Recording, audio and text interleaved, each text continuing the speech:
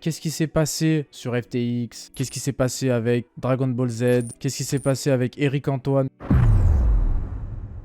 On va commencer déjà par parler du Bitcoin, de l'ETH, de l'euro contre le dollar et du dollar américain. Le Bitcoin contre le dollar. En 3 mois, qu'est-ce qu'on a? Déjà, on a une énorme divergence baissière. Ok, le prix monte ici. Hop, le RSI descend. On n'est pas encore bien bas sur le RSI, mais on a cassé la zone de neutralité. Voilà, on bute sur la droite de tendance. Donc pour l'instant, RSI très baissier. Ok, le mensuel, on n'est pas encore... Enfin, le 3 mois, on n'est pas encore sur des creux et des sommets de plus en plus bas. Donc, si on dézoome, on est encore haussier. En mensuel, pareil, on a une divergence baissière. Le prix monte ici, le RSI descend. Ok. Donc, depuis, on a cassé ici le support des 33 300. Ça correspondait à un niveau de Fibo des 23,6. Ok. Depuis, on est descendu en ligne droite, on n'a pas refait de pullback sur cette zone. Et là, du coup, on a cassé ce support ici. On est venu s'appuyer pile poil sur le support. On a cassé les 38,2. On est venu s'appuyer sur le support. On a refait un pullback sur une petite résistance en mensuel. Et du coup, on a eu un mois un peu d'indécision. On a refait une mèche à 22 000 sur les 38,2. Donc, on a refait un pullback sur 38,2. On a refait un pullback sur la résistance. Et derrière, bam, bam, bam, tendance baissière. En mensuel, ça commence à devenir... ça commence à ressembler quand même à un début de tendance baissière. Déjà en weekly, on va le voir ensuite. Mais quand on a cassé l'EMA 200, c'était déjà un signe avant-coureur d'une grosse baisse à venir. Et là, on s'appuie sur la EMA 20. Il indique potentiellement les prochains niveaux. Donc là, on est proche du 0,5, des 15 060.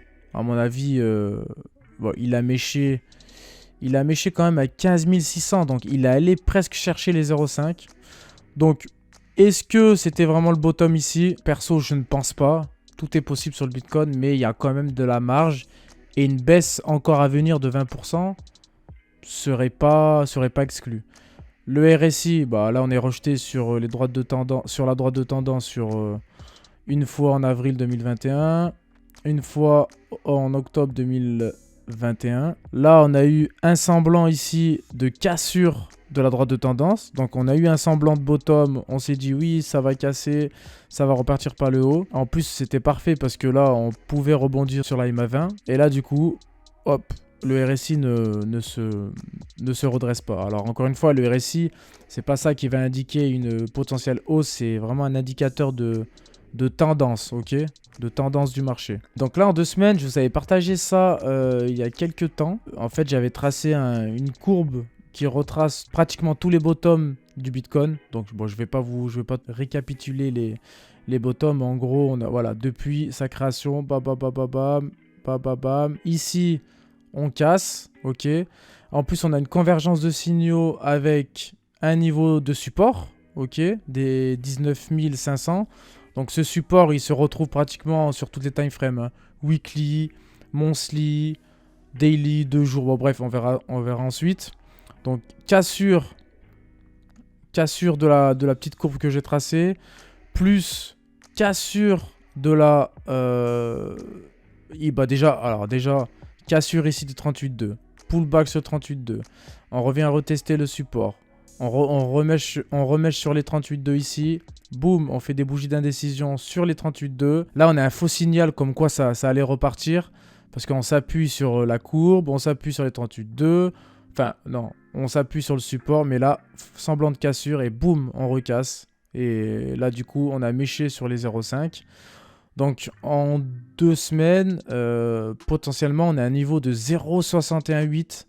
Et on sait que les 0,618, c'est un niveau important sur les Fibo. Hein. C'est un niveau extrêmement observé. Ok, donc on a un niveau sur les 11 700. Voilà. Et là, on voit que le RSI, il dessine quand même un triangle rectangle un peu dégueulasse. Voilà, c'est vrai qu'il est dégueulasse. Mais on a quand même un support qui est propre. Et on a une droite de tendance où le prix est systématiquement rejeté depuis janvier 2021. Février 2021, mars 2021, 25 octobre 2021, et bon, ok, de plus en plus, le RSI de plus en plus bas, et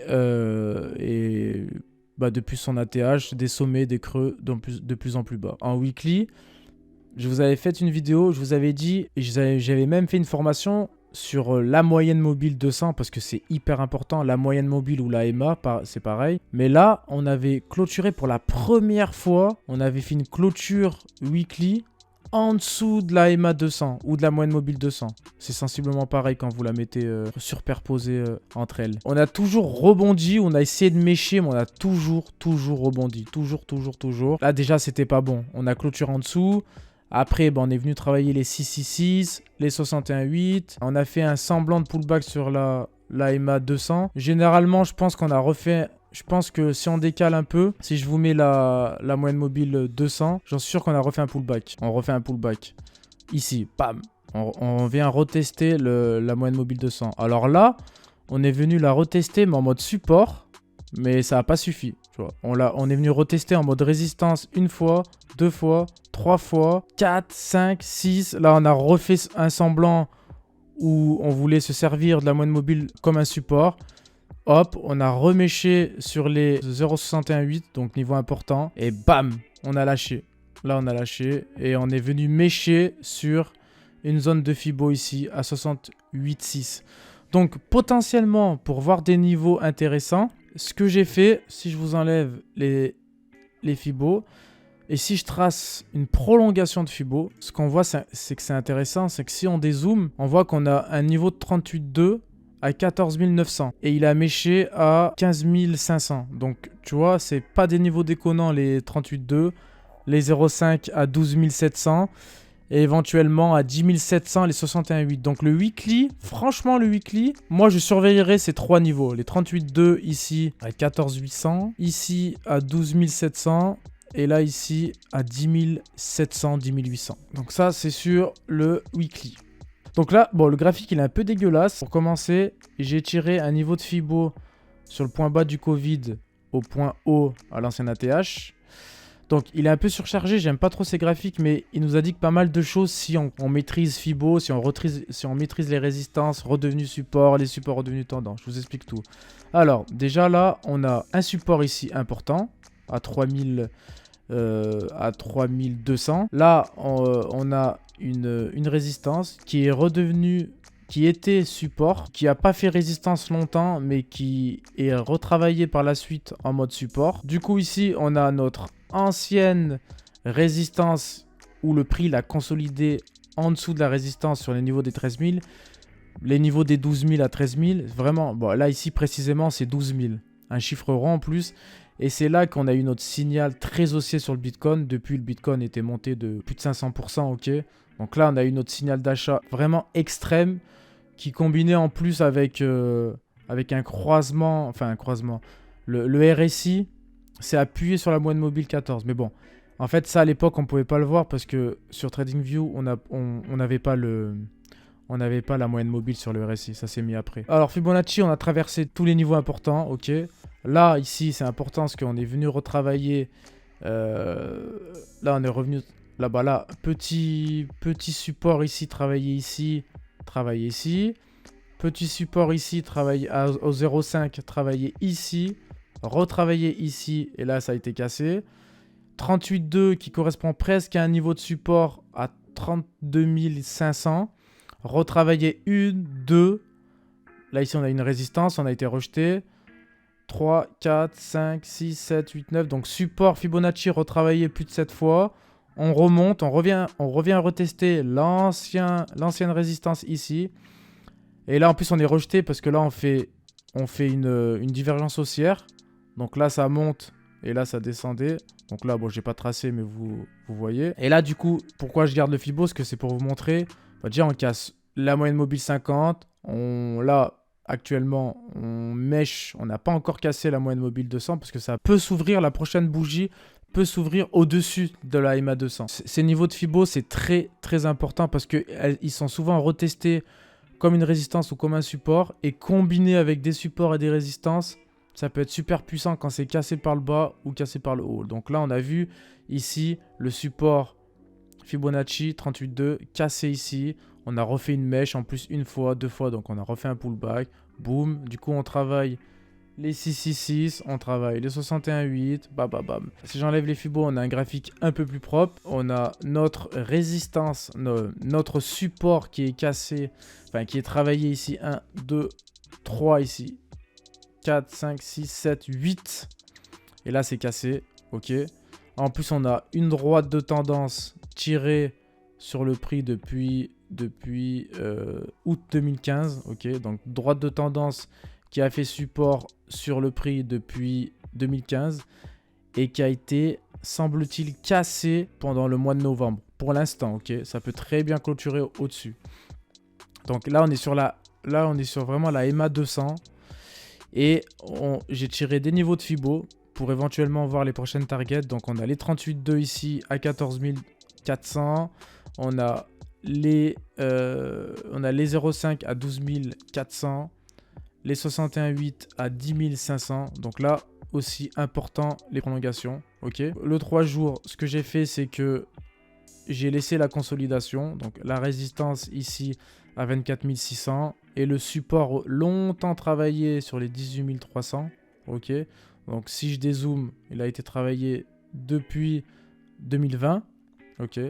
Donc là, il a été cassé. Si les 3 jours, on clôture en dessous des 18 500. En weekly, on clôture en dessous des 18 500. En monthly, on clôture en dessous des 18 500. C'est un signe de continuation baissière. On a essayé de mécher sur le 38,2. On n'a pas encore méché. Mais on a méché sur les 15 600. Niveau 38,2 à 14 900. Et le daily, bah pareil. Hein, le daily, même support important. Ici, des 19 000. Ok. Donc des 19 000 cassés. Bam. Bon, au moment où je fais la vidéo, il y a une petite reprise. On a méché à 15 400. Bon, après, on fait du trading. Hein, le prix reprend 2000 à chaque fois. Mais voilà, sur le Bitcoin, bah, pour l'instant, c'est baissier. Mais, on peut faire des bougies de 1000, de 3000, de 5000, voire de 10 000 dollars facilement sur le Bitcoin. Ok. En quelques heures, c'est envisageable. À la hausse comme à la baisse. Alors, ETH, pareil, en 3 jours, on commence. Donc là, triangle rectangle dégueulasse sur le RSI, mais un bon support ici, droite de tendance ici, ok. Donc si je tire depuis le Covid un Fibonacci, on a un niveau des 38,2 qui est actuellement testé 1, 2, 3. Donc il a été testé 3 fois en support et une fois en résistance, mais on a monté directement. Là ici, le support, il a été testé beaucoup de fois en support. Donc l'ancienne résistance qui a été testée une fois est devenue un fort support. Ok. Là, on a cassé ce fameux support. On est venu remécher en pullback cette résistance du coup qui était ancien support. Une fois, deux fois, boum boum boum. On flirte avec la moyenne mobile 50 et voilà. En 2 jours, pareil, triangle rectangle sur le RSI. Donc là, on a un gros support, un énorme support qui converge avec un niveau de Fibonacci 38,2. Là, il n'est pas encore cassé. Il a tenu une fois, 2 fois, 3 fois, 4 fois, 5 fois. Niveau de support à 1061 combiné avec un 38,2. On fait une mèche. Donc là, si on clôture en dessous, ça pue. Ça pue. Si on clôture, de toute façon, sur ETH, si on clôture en dessous des 1000 dollars, ça pue. Ok. Tant qu'on est au-dessus des 1002, c'est quand même positif. Voilà. Même au-dessus des 1100, c'est quand même positif. À long terme, bien sûr. Hein. Le 3 jours, donc là, on a fait une mèche de l'enfer, pile poil sur OU. Alors là, en 3 jours, c'est magnifique. On a une extension de Fibo, 38,2, combinée avec un niveau de Fibo 0,68,6. Les deux niveaux de Fibo sont combinés avec un niveau de support. Donc ici, le niveau des 1070, encore une fois, s'il est cassé par le bas, ça pue pour ETH. Ok, je le répète, ça pue. Mais là, tant qu'on tient ces niveaux-là, c'est magnifique. Enfin, c'est magnifique. Toute proportion gardée, attention les gars. En daily, alors en daily, on a une bonne reprise. Ça sent quand même le piège acheteur ici. Ok. Donc là, on avait cassé ici l'ancienne consolidation. on a cassé ici la résistance. Donc là, on avait un signal d'achat. On a cassé la moyenne mobile, 50 signal d'achat. On est rejeté par cette droite de tendance qui fait barrage au prix depuis avril 2022. Donc là, après, on a lâché les moyennes mobiles. On a cassé le support. Et là, wham! Donc ça, j'en suis sûr que c'est un niveau... Ça, c'est pas des niveaux au pif. Ça, c'est des niveaux d'extension de Fibo. On va le voir tout de suite ensemble. Hasard, comme tu me tiens. Hasard, par hasard. Maintenant, on va faire une analyse du dollar. Il commence quand même à donner des signes baissiers. Alors, il peut très bien se reprendre. Hein.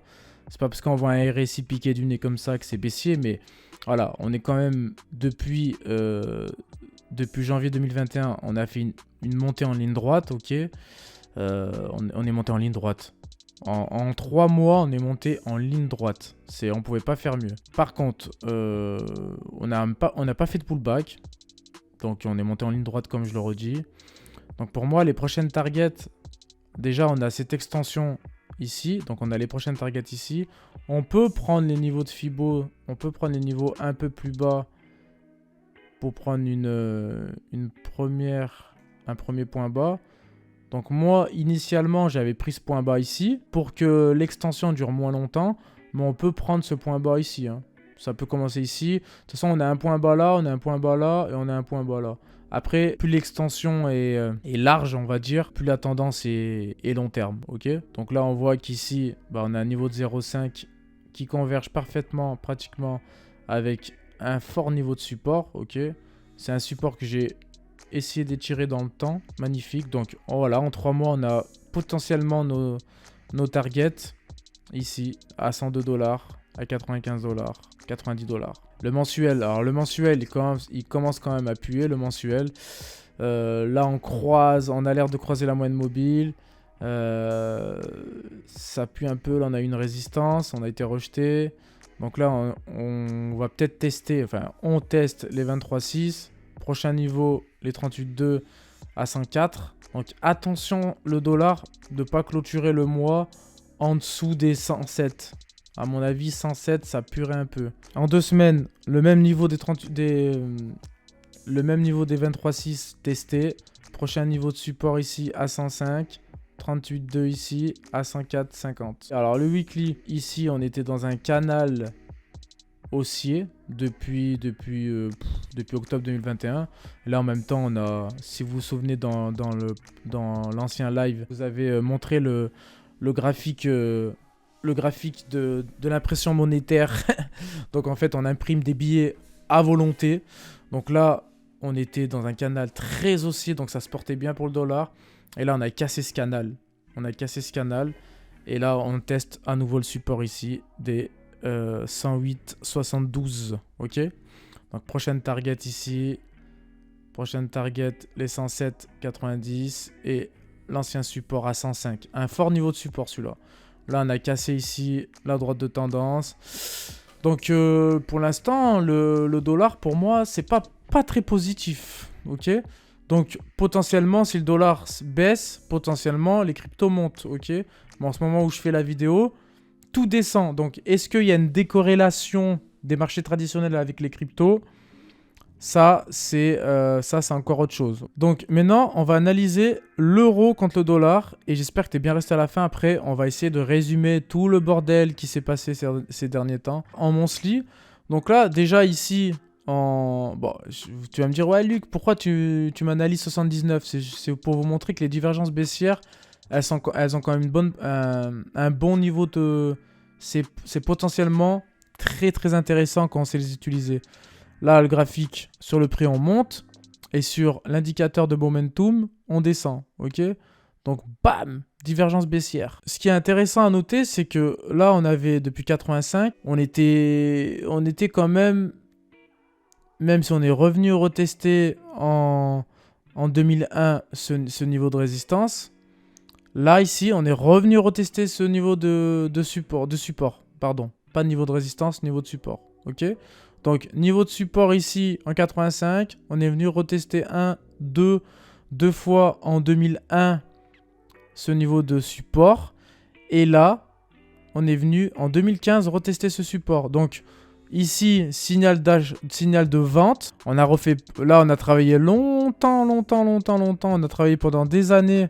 faut au moins 3 ans entre 61,8 et 0,5. On a méché sur les 666. On a commencé à dessiner un canal baissier. Hop, on est revenu retester en pullback. C'est ce support qui est maintenant devenu résistance. Et là, on fait hop, un double top. On revient retester tous les hauts, tous les tops qui touchent la résistance. Chose très importante que je voulais vous montrer. On trouve des convergences énormes avec le monthly, le 3 mois. On trouve des convergences énormes avec le 3 mois sur le Bitcoin et le 3 mois sur l'euro contre le dollar. Ok. À partir de ce top, on a exactement le même top sur le Bitcoin et contre l'euro dollar. Ok. Là, ici, à partir de avril 2014. Ok. Alors là, c'est pas exactement le top. Le top, il est plus ici. Voilà, bon, janvier 2014. Ok. Janvier 2014, Bitcoin, euro, le même top. Donc ça veut dire le même point haut. Ici, on a à un jour près, le 2 octobre 2017 sur l'euro-dollar, le 2 octobre 2017 sur le Bitcoin, le même top. Ok, donc le même point haut. Ça correspondait ici au point haut des 16 000 $. Ok, donc quand même, c'est quand même intéressant d'observer ces similitudes entre les tops. Donc, du coup, depuis 2008, on est dans un canal descendant sur l'euro contre le dollar. Donc, on peut très bien retester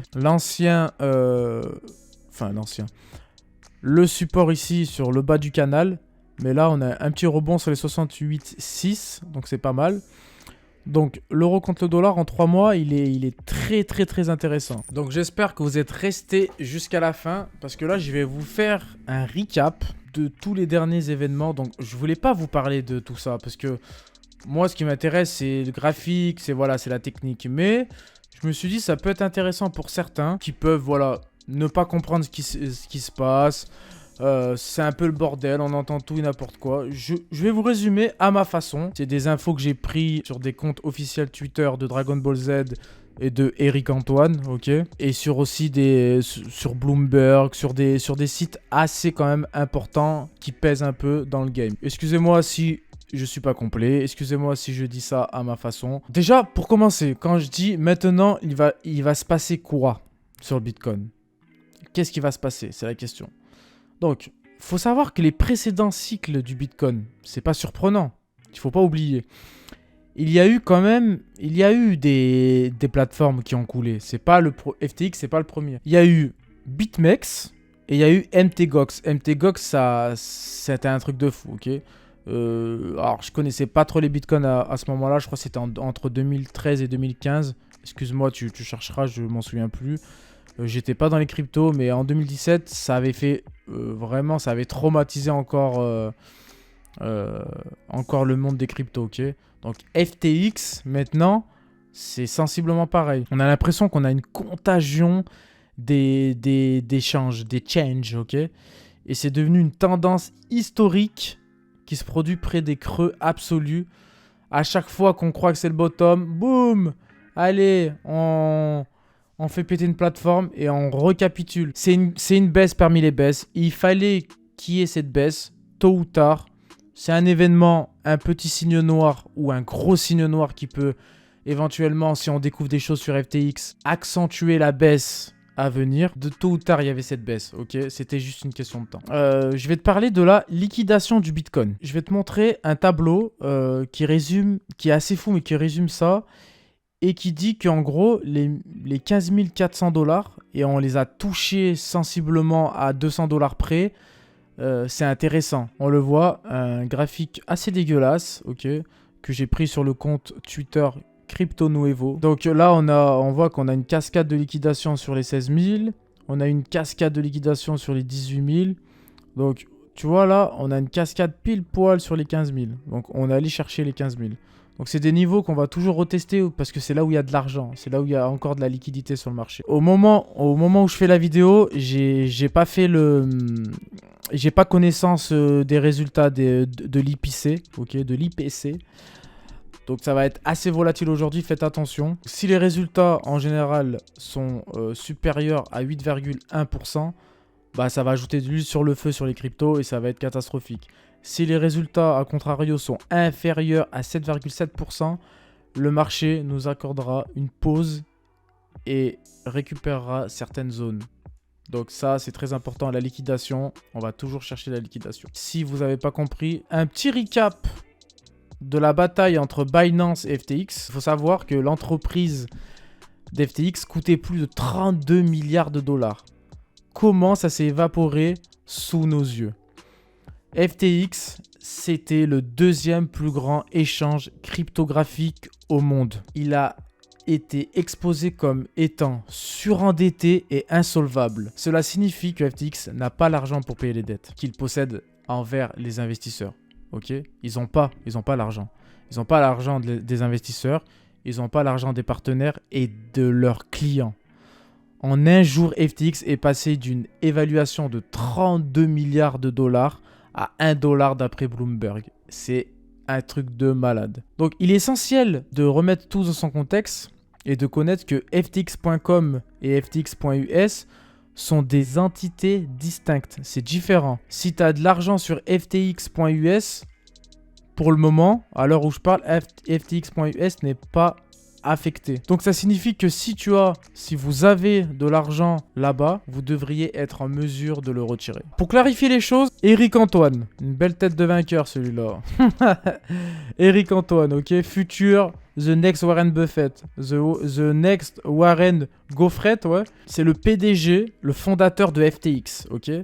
Dragon Ball Z, le chinois à la tête gentille mais qui nique le game derrière notre dos. Le fondateur de Binance, DBZ, et pourquoi il s'agit d'un mouvement stratégique de premier ordre par Dragon Ball Z. Il faut savoir que Binance a été un des premiers investisseurs de FTX. Mais FTX commence à se développer. Ils sont devenus le deuxième plus grand échange du monde. FTX, c'était vraiment un truc de fou. Le FTT avait bondi de plus de 50%. C'était vraiment énorme à l'époque. C'était les tout nouveaux. Ils ont explosé le game. Et ils ont quand même piqué des utilisateurs à Binance, dont moi. Ok, moi, au début, j'étais sur Binance et j'ai bifurqué sur FTX. Steph Curry, Tom Brady, ils ont conclu d'énormes contrats de marketing avec FTX. Donc, automatiquement, Eric Antoine sort un peu de l'ombre. Il fait plus de la magie, il devient célèbre. The Next Warren Goffret. Ils ont commencé comme amis et maintenant, Eric Antoine et Dragon Ball Z, c'est des concurrents. Donc, Binance numéro 1, FTX numéro 2, et Coinbase et d'autres plus petits comme Kraken, etc., etc. Binance décide de vendre sa participation dans FTX. Dans le cadre du rachat, ils ont accepté de prendre 2 milliards de dollars lorsqu'ils ont conclu l'accord. Le FTT était entre 40 et 60 dollars. Le FTT, qu'est-ce que c'est? C'est un jeton que FTX a créé pour réduire les frais de négociation sur cette plateforme. C'était ultra pratique, donc d'un côté, tu pouvais réduire les frais, donc tu n'avais pas de frais, et en plus de ça, le FTT prenait de la valeur, mais aussi servait à la plateforme, aux traders, pour avoir le moins de frais possible, même zéro. Tu stackais minimum 25 FTT, tu avais zéro frais, ok? Donc Dragon Ball Z déclare qu'il a été payé en FTT et en BUSD. Ok, c'est la monnaie de Binance. Le montant total en FTT valait probablement plus de 500 milliards de dollars aujourd'hui. C'est énorme. Dragon Ball Z, Freezer, il s'en est mis plein les poches. À ce stade, FTX et Binance sont des concurrents amicaux. Binance, faut savoir, possède à ce stade-là une tonne de FTT. Plus de 2 milliards de dollars de FTT. On remarque qu'il y a pas beaucoup de volume d'échange de FTT à ce moment-là. Il y a quelques jours, ça a commencé là le bordel. Freezer a déclaré que Eric Antoine a dit des conneries sur eux et aux régulateurs. En gros, qu'il a fait du lobbying d'une manière qui pourrait nuire à Binance, donc ça n'a pas plu à Dragon Ball Z. Dragon Ball Z, il annonce publiquement sur Twitter à ses 7 millions d'abonnés qu'il va se débarrasser de l'intégralité de sa réserve de 2 milliards de dollars de FTT. Toute personne détenant des FTT c'est que ça pue du cul, c'est une mauvaise nouvelle. Moi qui en ai, je peux te dire que j'ai claqué du sphincter, j'ai chié mou. Une pression de vente de 2 milliards de dollars écraserait le prix totalement. Donc à partir de là, pourquoi il y a eu cette panique de fou? Parce que, en fait, tout simplement, les gens ont commencé à vendre en panique. Le prix du FTT a chuté de plus de 15 à 20% en une nuit. Le lendemain, plus personne voulait racheter du FTT. Trop risqué, une baleine est sur le point de larguer tous les FTT. Tout le monde veut vendre, les chiffres baissent, c'est la bérésina, c'est l'apocalypse. Là, à ce moment-là, il y a Alameda qui rentre en scène. C'est le fonds spéculatif que Sam a créé avant FTX. En résumé, ils ont 12 milliards de dollars d'actifs. Ils ont 7 milliards de dollars de passifs.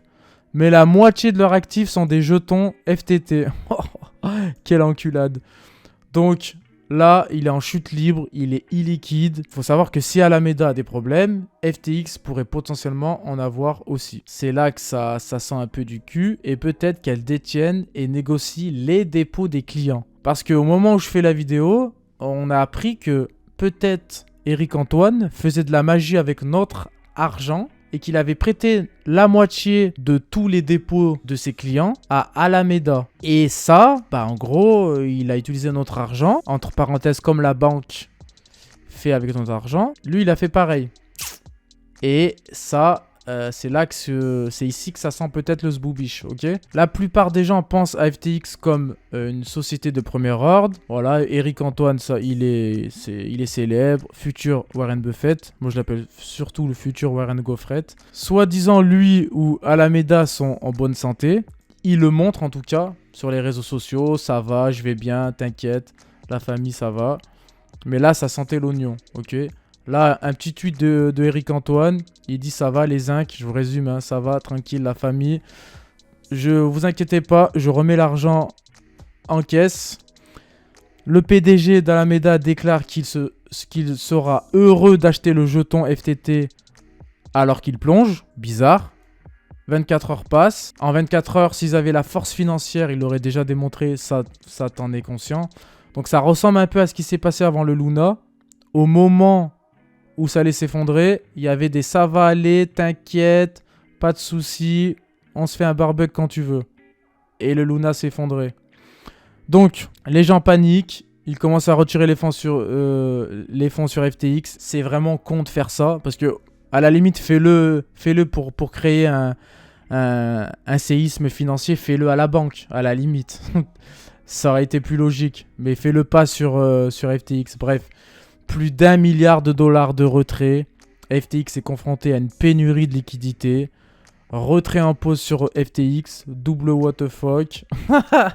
Eric Antoine sort et dit qu'il rentre dans une transaction stratégique avec Binance. Ok.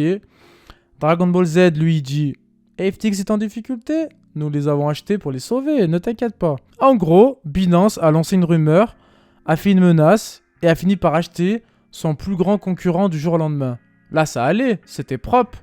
Donc, automatiquement, le marché, il remonte. En trading, c'est magnifique. Sur du 1 heure, sur du 4 heures, bougie de l'enfer, je crois, de plus de 10%. Puis, boum, derrière, ça s'écroule à nouveau. Donc, j'espère que ça t'a plu. J'espère que t'es resté jusqu'à la fin. Si c'est le cas, je te remercie de ta fidélité. Je te fais des gros bisous. Courage. Si c'est ta première baisse, courage à toi. Tu survivras. Nous survivrons. Il survivra.